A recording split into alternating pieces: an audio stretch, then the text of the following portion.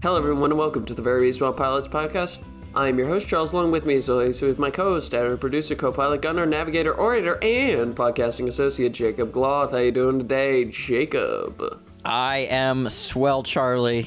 I'm excited again because we're doing the fun thing again. It's episode. We're doing the tradition. It's one of the 10s. It's great. It is episode 220, so we will be coming up with a pitch off the dome, off the top of our heads. You know how it is? Yeah. Jake and I are 100% revitalized. You know, we've had a week away from recording and pitching, and so yeah, 100%. We've so much time between this and the last recording to really, reset our brains, to creatively infuse ourselves with more energy. So much time. I'm creatively infused with so much energy. It's also called coffee. Oh. Out of my Café du Monde mug. Oh, maybe we should set the show in New Orleans. That could be fun. Oh, okay. Well, then you got to do a ghost show if you're doing New Orleans. You can't not do a ghost show. No, of course. What kind of show do we want to do? Like, what's the what tone? Is it going to be like an action adventure show, or is it like maybe a mystery crime drama? I kind of like Ghost Mafia. Ooh, Ghost Mafia. Interesting. Now, should it be, let's think of the time period first. Should it be modern? Should it be old-timey? Should it be super old-timey? I haven't really done... I think the 20s works, right? Like Princess and the Frog era New Orleans, right? Okay. I mean, Café du Monde, does it say on the mug how long the place has been open? Since 1862. So what if, I think anywhere between... Okay, go. What if, I'm just thinking here, we had a ghost detective who's solving ghost crimes. What if it was... I'm trying to think of some sort of reverse Ghostbuster detective story. Is what I'm currently thinking of right now. I don't know if you have any thoughts, but I'm thinking I definitely want a ghost detective. That's all I know. Yeah. So the detective is a dead man who is a detective? Dead detective. Or is it like he's dead? All right. Yes. He is a ghost. I like it. I like ghost detectives. So maybe if we're doing like reverse Ghostbusters, right? We could have like the people of New Orleans are committing, crimes or things, are doing bad things to the ghost population, and this detective is figuring out why and how to stop them. That could be it. Although I do kind of like the idea of a ghost detective, like, going through... Maybe we could set it in modern day, but, like, New Orleans is just so full of ghosts. Yeah, I like that, too.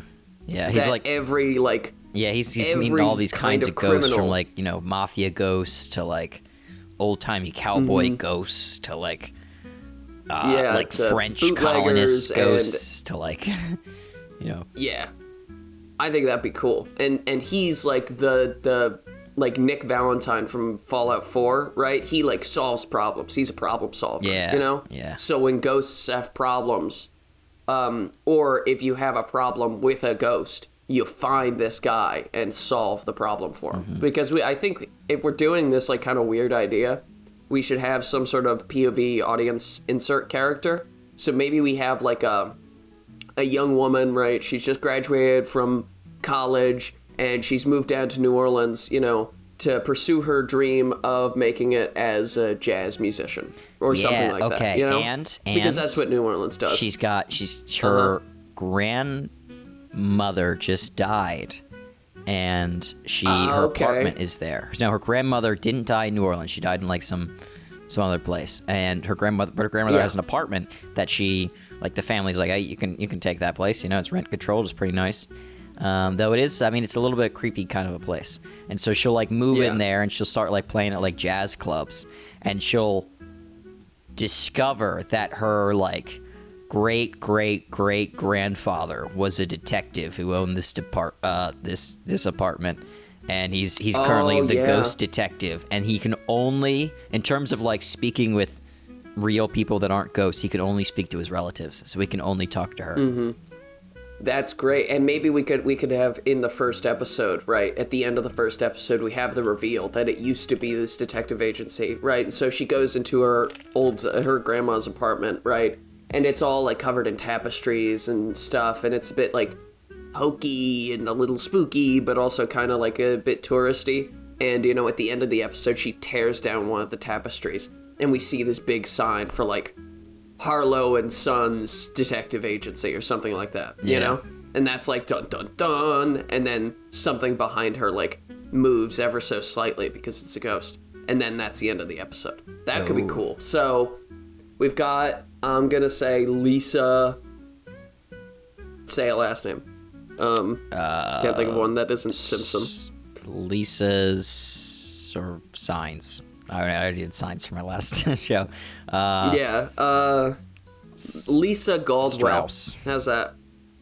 Strauss? I like Strauss because that's a bit German, you know? And so it's like, what is a German guy doing? You know, when we could flash back to her great-great-grandfather, and he's like a full-on Christoph Waltz style fucking German dude. Yeah. And he moved to New Orleans, you know, to escape some sort of thing, and it becomes this detective in New Orleans.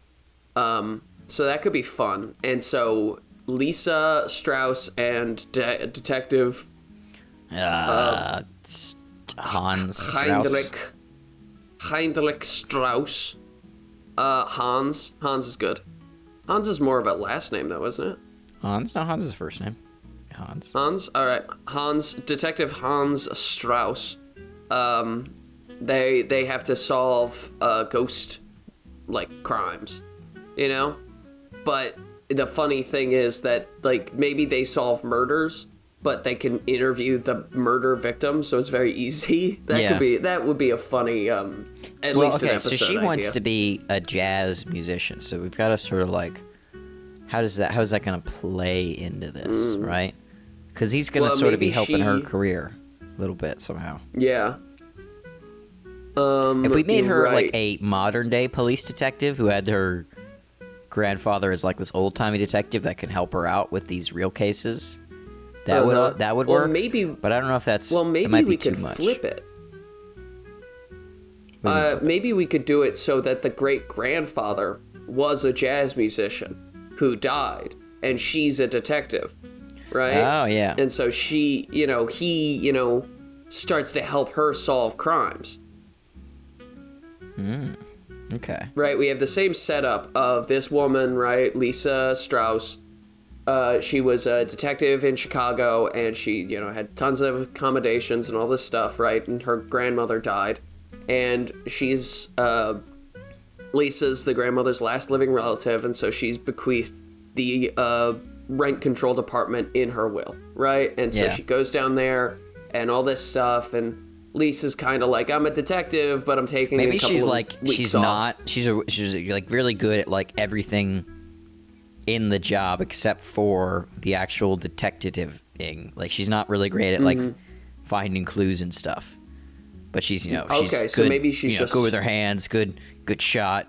She's quick, she's fast, but she's not the best sort of like people person interviewing kind of finding clues and stuff. Maybe she's good at like maybe that's what it is actually. She's good at like the math side of detectiving. Like she can get the DNA and she can look at it. She can like follow a trail, but she's not good at like the interviewing people and like the the sort of like the social aspect of it. She's got an analytical mind, and so that's how she's like. So, she's a good detective, but she's not a great detective, and she's been told, like, mate, you need to figure out how to talk to people and treat victims like victims and suspects like suspects, because you treat everyone the exact same, and that's like shit, Yeah. You're not a people person. And maybe her great-grandfather, Hans Strauss, Hans, he was a people like he was he's this charismatic jazz musician. He's probably big in the ghost world now. You know, people like Hans. Mm-hmm. Still plays at the ghost bar. He's playing in ghost clubs. Mm-hmm. Yeah, that's a great fucking scene. Oh my god! Can you imagine like she goes to like this like cool like underground jazz bar, and she can both see and hear both of like the jazz performances, and they kind of like line up in a way. Like as soon as one person stops playing, the ghost jazz player will like kick in. Yeah, and it's got like this, and you can see all these people dancing and having fun that are like, you know, ghosts and normal people. Mm-hmm. And it's like the ghosts know that the normal people are there, but the normal people probably don't know the ghosts are there. But I think it would be really cool to see like a 1920s flapper dancing with like a, you know, 2024 vlogger, right? Like that's just a fun shot. While you know, her grandfather Hans is on the stage like doing a trumpet solo, and then once he stops, the drummer starts playing, and the drummer's real, and then, you know, and it just swaps back and forth. That's a fun scene. Yeah. For sure. Kind of Corpse Bride-esque in a way. Mm-hmm. Yeah. What should be the central mystery, I feel like? There's got to be that was going to be my question. A string that's going through the whole show. Maybe should we go serial killer? I was going to say tie it into the grandmother. I was going to say that maybe she can talk to every ghost. Like, she, you know, goes to the apartment and she, you know, after the first episode of all this setup, right, she meets the ghost of her great-grandfather. And the ghost, the grandfather is like, here, you know, I've been a ghost for over 100 years, right? Like, here's a little bit of biddly-boo magic. Now you can see all of the ghosts in New Orleans. Only I can talk to them, but you can see and hear them, right? Yeah. And then they're both trying to... The mystery is, why is Grandma's ghost not here?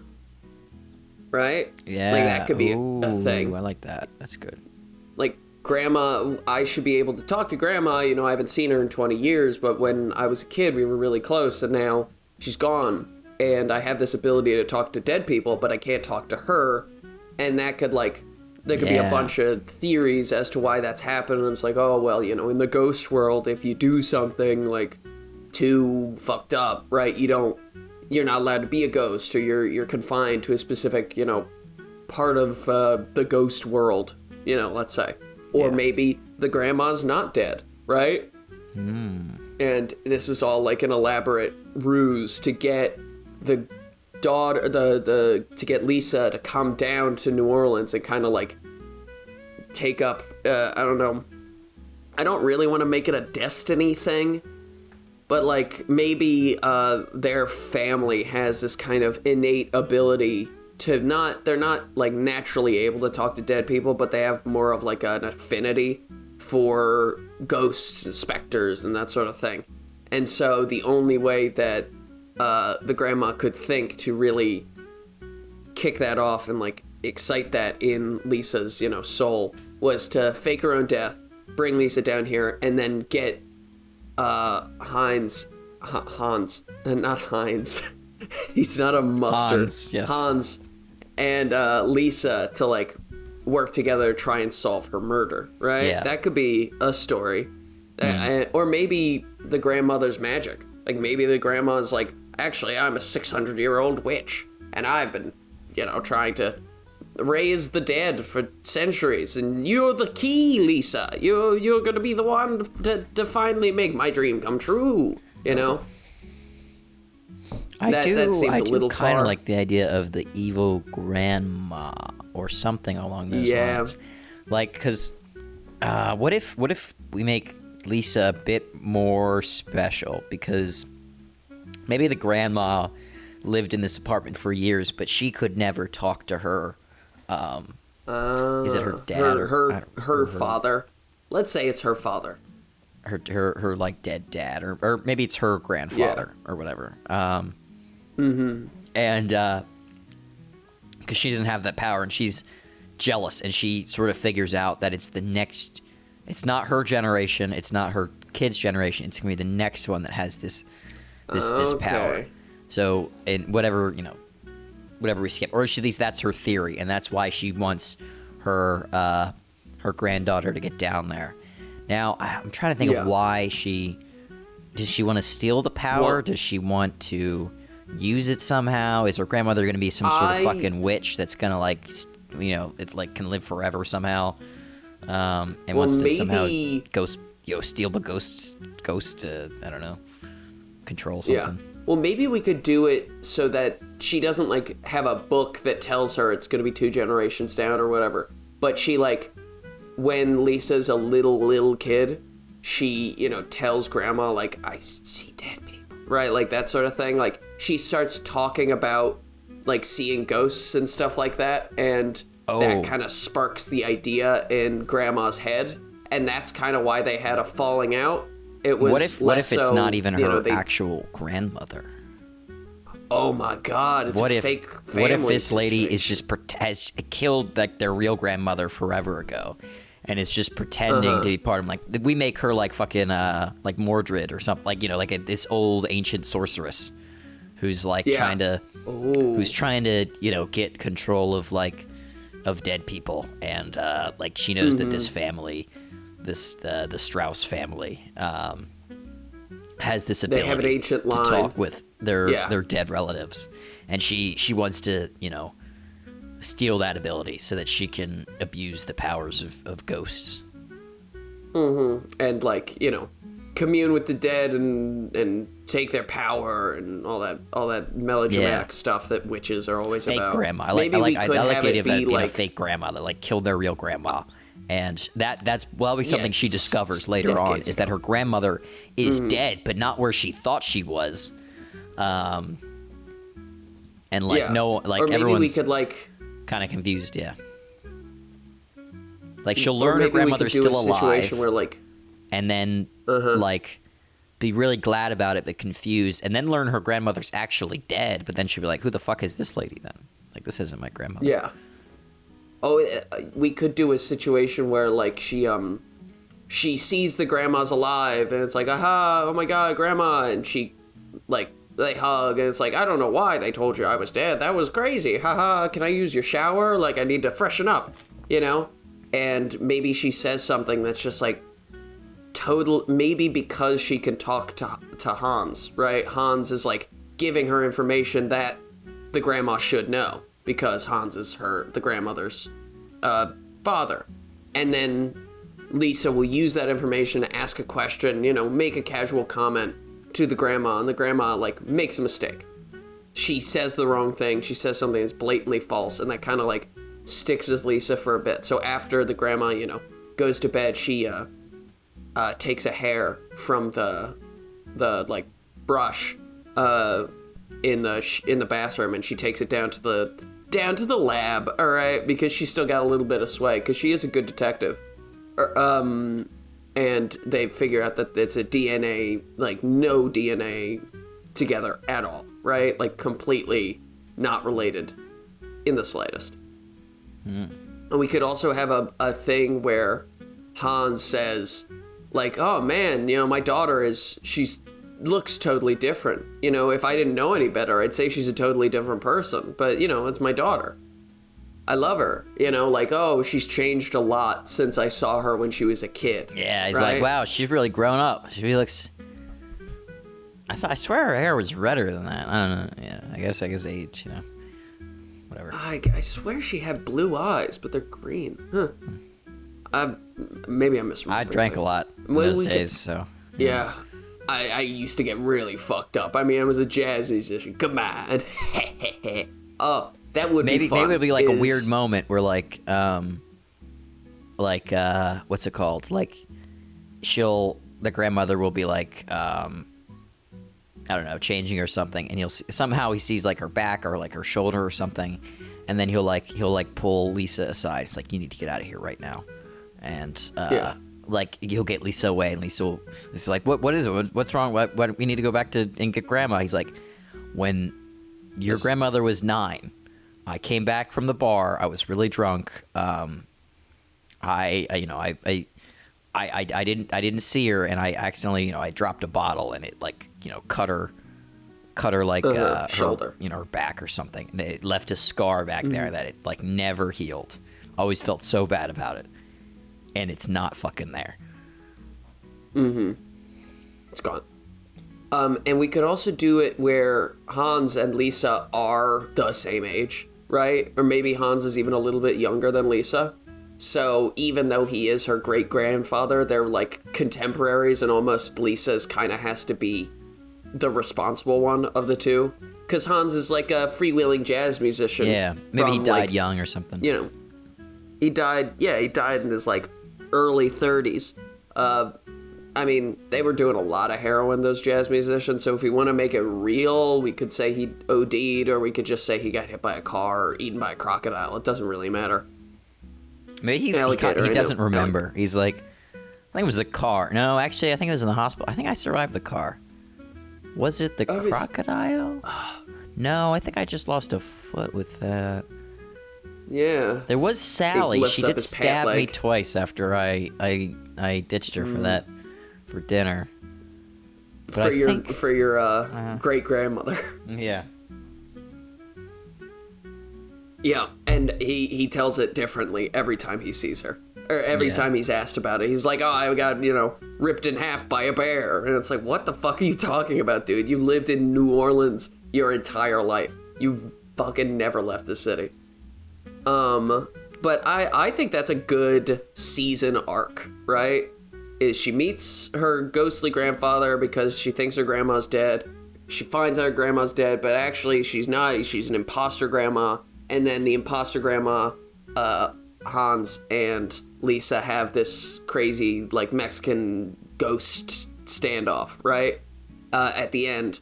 And Lisa and Hans, use the power of friendship and family and togetherness to overcome the evil that this witch represents. And they, continue in their life, right? Or maybe even Lisa leaves New Orleans at the end of the show, right? And you're like, oh, okay, she's left, Hans will just be in New Orleans playing jazz clubs until the sun burns out. But she's taken the trumpet with her, right? And that's his, the thing that tethers him. And so Hans is now, like, with Lisa, in Chicago solving crimes and doing cool shit. Oh, right? yeah. And that could open up for a season 2. What, like, episode ideas would you have, do you think? Because we've got the jazz club, right? The cool skeleton jazz club. We'll call it the something cool and a little on the nose, like the I don't know, the skull cap, the Skull and Bones Jazz Club or something like that. Yeah, something silly. Something silly. 6 Feet Under. 6 Feet Under. That's a cool jazz club. It'll be underground. Yeah, it'll be underground. It'll be sick. I would go to that. I would 100% go to that club. If there was like a bar club, jazz club, oh yeah, 100%. Yeah. What other mysteries? Because we've opened the door for it's like a witch, the grandma's a witch, and so we could also do. We don't have. Obviously, like there has to be like little mysteries throughout that big mystery that she's like solving with her, that either connect or are very loosely related to like the relationship building between her and her great grandfather. Yeah, like because she's still a detective, so she's solving stuff there. She's solving crimes. So maybe maybe there's like there's a lot of other ghosts who have relatives that they're like trying to communicate with for whatever reason, and she's sort of and they're like we have like this like they're getting murdered, like the real life people are getting murdered, and she's trying to like figure out like who is murdering all these like ghost relatives that live in this city. Like, because, this could be connected to the grandma because she's, like, trying to find, this connection. And she's, like, dissecting these people to understand, like, how, like, what makes it so that they can speak to their relatives or not. And so, yeah, a little serial killer, thing that she's, chasing with that. Yeah. Witch Doctor? That would be a cool villain for this show, witch doctor who is going around. He's killing all these people to see if they have the innate ability to speak to ghosts. And once he finds somebody who does have the innate ability to speak to ghosts, he kidnaps them and tortures them. Yeah, he could be like the sub boss under the grandmother. Like they find him and they think it was him that was doing it, but it was he's just working for the sorceress grandma. He's just some guy, and he's like, I have a boss, I'll tell you. And just as he's starting to make a deal, that's when Lisa pulls the trigger and blows his brains out. And Hans is like, whoa, Lisa, little rough, don't you? Little mean, little kind of fucking crazy to do that. And she's like, no one's gonna miss him. Now he gets what he wants. He can talk to ghosts all fucking day. And she walks out the door. And Hans is kind of like, oh, is my granddaughter a bit of a psychopath? No, she's not. She's just, dealing with trauma because of her dead grandma. And now she has to deal with ghosts. And so maybe her apartment can, become a pseudo detective agency for ghosts, right? Hans is like, because Hans is he's a chatty guy, and so he's down in the ghost bars just chatting to people, talking about, oh, my granddaughter, my great granddaughter, she just came back into town. I haven't seen her ever at all in my entire life, or her entire life, to be said. But she can talk to me, and it's great. We're going around, we're solving crimes. It's awesome. And so once people hear that, they start going to him and say, hey, my husband cheated on me and then murdered me and got married to his mistress, right? And he got away with it. Is there anything that you can do, right? And so Lisa, kind of using the ghostly information and her own skills, is able to get the evidence and get this guy, arrested and put into jail. And he's like, how'd you know? What tipped you off? And she's like, oh, just a little help from the other side. Oh, what's the name of the show? Ghost Detective. Ghost Detective in New Orleans. With her granddad and the German. It's the whole title right there. I think help from the other side. I feel like that might be a little too cliche. It is a little. It is very. I want to throw jazz and I want some sort of jazzy note to it. Yeah. You know what I mean, what are types of jazz? I don't really know. I'm gonna look up synonyms for jazz. We need a kind of a jazzy title, Yeah. Fusion's the jazz thing, right? Some sort of. Boogie woogie. That's not gonna work out. Swing, ragtime, jive, swings. I don't know. Swings and roundabouts, but not roundabouts. Detective synonyms. I think swings acid and jazz. I do love acid jazz. Unironically, I'm a big fan of acid jazz. Hard bop. Ghost jazz. I kind of like ghost jazz. Ghost jazz. Ghost jazz is great. That might be too weird though. Yeah. Detective hard bop. Detective acid jazz. Detective hard bop. Acid jazz noir. I like that. Acid jazz noir. I like acid jazz noir. And we could have. That's fun, yeah. And we could have the theme tune be an acid jazz song, right? Maybe Hans was never really successful because he was too experimental, Yeah. But he's still a very good technical musician. We could also do hard bop noir. Yeah. As another type of jazz. I think you know what? I think hard bop noir is a good title. I think that's a better title. Okay. Hard just bop because noir. it's kind of a. Yeah, I think it plays off of hard boiled. Well, yeah. Hard bop, hard boiled, noir. Hard bop noir. I like it. Who do you think should play our characters here? We've got. I mean, principally we have the jazzy granddad. Yeah. Great jazzy German granddad. And then we have this young, well, not too young, but young detective lady. Yeah. I think. Well, I kind of love Christoph Waltz as the jazz boy. I'm just gonna say it. I kind of like Christoph Waltz as the dad, as the granddad. Mm-hmm.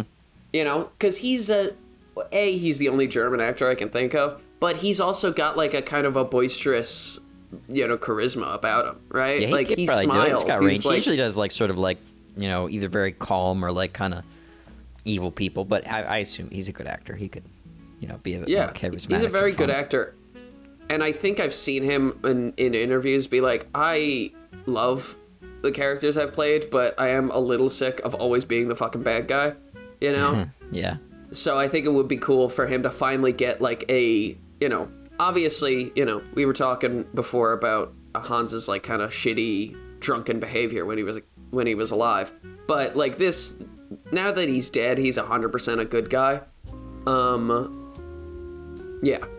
And Lisa, alright, if you Google the graphic novel or comic book, I don't know which one it is, Abbott, Abbot,